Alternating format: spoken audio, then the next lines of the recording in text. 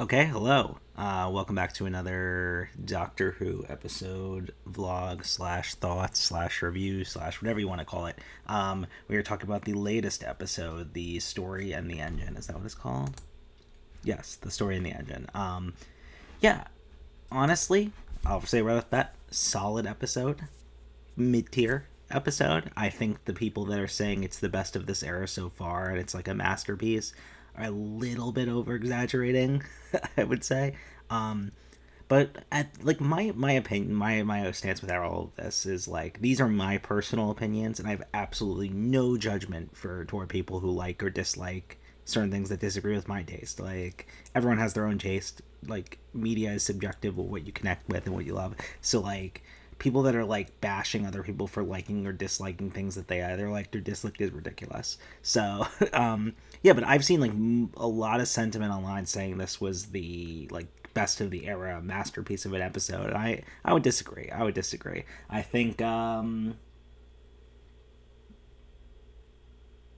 yeah, sorry, I'm trying to remember what episode 2 of this season was. Why am I I liked Lux. It was Lux. I liked Lux and Lucky Day more than this, I would say, already just in this season alone. But yeah, I like a lot of what this episode was trying to do. I loved the environment. It was like you would have been tempted to say that it was a bottleneck episode. Is that what it's called? Bottleneck episode?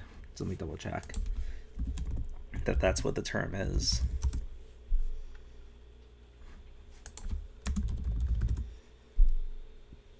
Yes, I would have thought it was a bottleneck episode, but then they like for brief periods of time like open up into these big set pieces. So I would say it's not really by that definition. Maybe it was a budgetary constrained episode, like just the way it was styled. But I really love like this like how a lot of it takes place in this like the majority of the episode takes place in this like really small enclosed claustrophobic liminal space of this like rundown barber shop.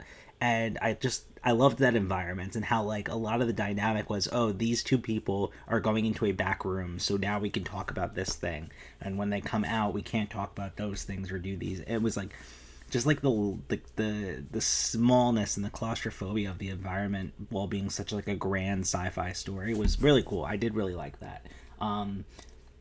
I feel kind of mixed on what the villain ended. By the way, these talks are like all spoiler filled, so if you don't want any spoilers for the episode, I wouldn't recommend listening to these. But I'm kind of mixed on how I felt about the villain. I loved the idea of the concept of this villain almost being like he's a servant of the Pantheon, and but the Pantheon is trying like has disregarded him and not given him the credit that he deserves, and he wants what he feels he is owed for years and years of servitude, which I think is a good idea for a villain, especially in relation to this whole Pantheon like saga that we're in right now. But the like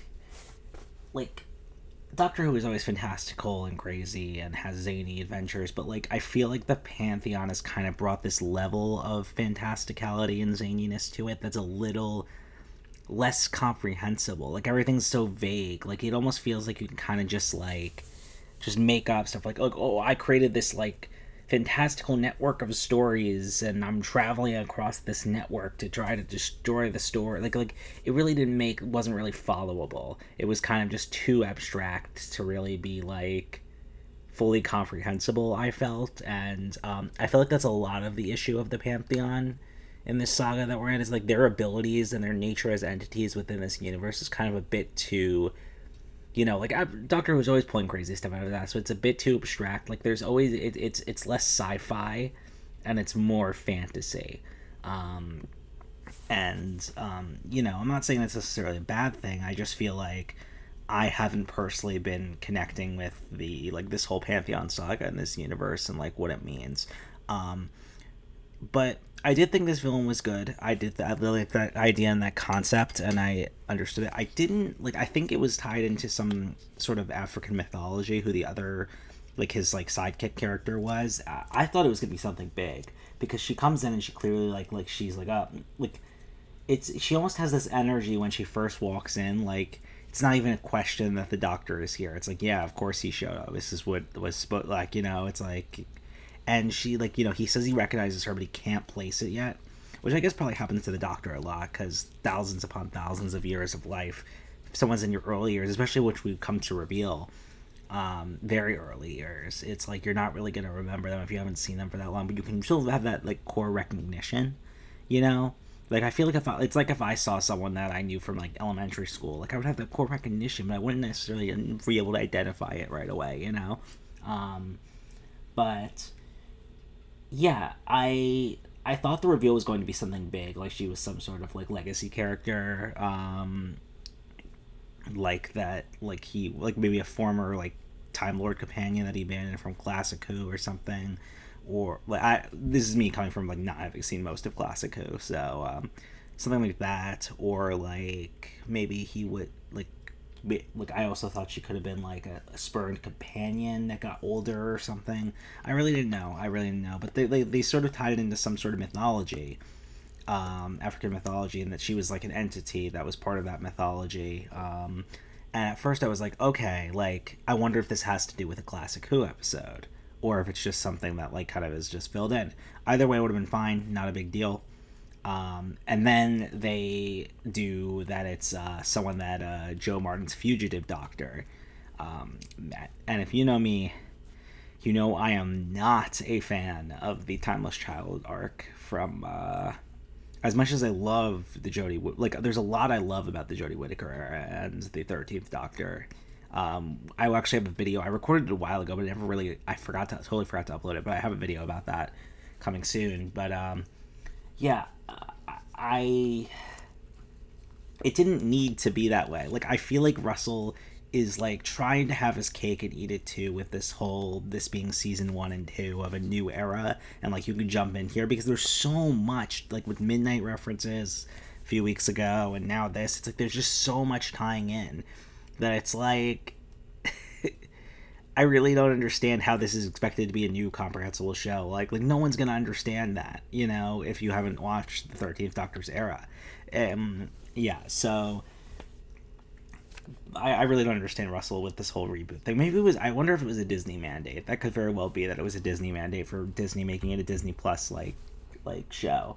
But yeah, like, but also like why, like he could have just said it's someone that the previous Doctor met, you know, like that would have been totally fine and that would have worked exactly the same way. But to bring in the fugitive Doctor and like give everyone that like sour taste in the mouth from the Timeless Child arc, like I thought that was unadvisable. I think it should just kind of be brushed under the rug if I were Russell. But you know, like, and this is all me saying this was like a perfectly good episode. It wasn't like a bad episode. It was just fine. I really loved the visual idea.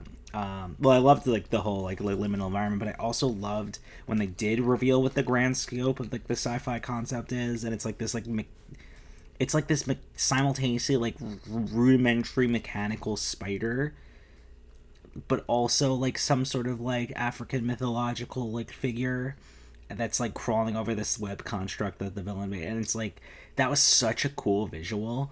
I really did love that, and I loved the contrast of that, like how everything was in this small like liminal space, claustrophobic space for like the whole episode, and then it like cuts out and we realize what the context of this is.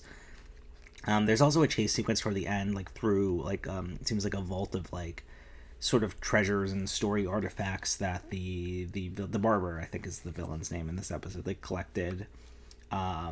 And I bet there were so many fucking Easter eggs in there. I would like to go. I really should go back to that part of the episode and try to like see anything I can find in there. But who knows? Maybe I'm wrong. But yeah.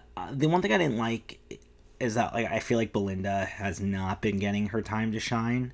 Like from what we really only got her like. She really only had a strong like presence in like 3 of the episodes so far. Like I hope she has a really strong presence in next week's, because then we're getting the finale already. Like we're that close. The seasons are way too short for this style of show. Is my opinion.